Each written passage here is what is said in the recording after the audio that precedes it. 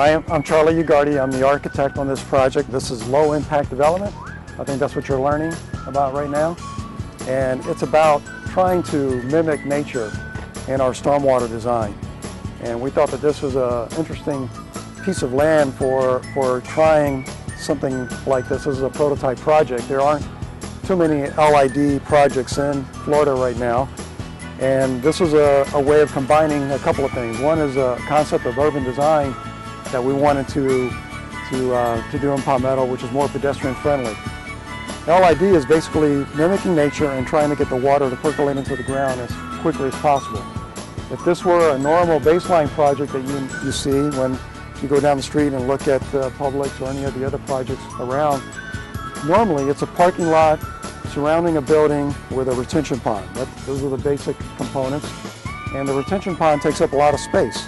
So you see all this pavement, all this parking, when the water hits this, is going to run off, and in our case it's going to go into these areas that are storage. In a normal baseline system, they would go into a pond or go into pipes and be channeled off the property just as fast as possible, and it would be into the river. There's a pipe right now into the river that's taking most of this water.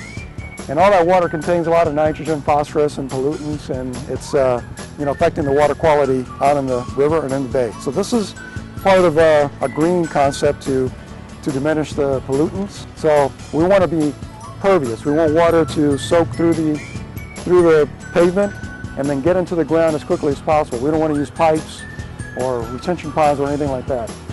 This is pervious concrete. This is a little different. This, when you pour water into it, it goes right through. Underneath this, we have a layer of gravel in different sizes, from small to big. And in total, there's about 20 inches from the top of this concrete to the bottom of the gravel. And then there's compacted native soils underneath this. And the native soil is a very sandy soil, and water just percolates through that and gets into the groundwater table. That water then is filtered by the time it gets to the river. There's 100% no runoff, or there's 0% of runoff from this site to the river at this point. Now eventually this water might fill up, this might start to run off, or the rains were coming so hard that it'll start to flow a little bit, and it'll flow into these landscape areas. These are bioswales that you see here, and just like in a native landscape, the water would run off into these areas and the plants, and the ground would start to filter it out as well. We've also taken a step further, in that we're using all native vegetation for these areas. Good morning. I'm Mayor Shirley Gruber-Bryant with the City of Palmetto. It really helps to make such a difference and such an impact on the quality of the stormwater. And as we all know, we want to plan for the future and sustainability. We'd love to be totally green, but this was our pilot project.